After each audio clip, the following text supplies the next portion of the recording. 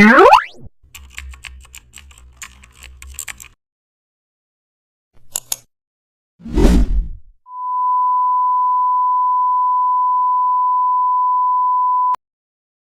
back to the channel and don't forget to like, share and subscribe for more updates.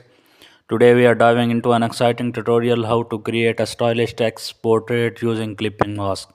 Open your portrait photo in Photoshop and then add a new layer with large bold text covering the face. Then drag the photo layer above the text, right click and choose create clipping mask. Instantly your face appears inside the letter. Adjust the image placement for balance. Now add a dark background to highlight contrast. Use drop shadows to pop the text from the background and add a subtle gradient overlay to the text. Adjust the letter spacing for a creative look. Duplicate the text layer and change blending mode. Now use a blur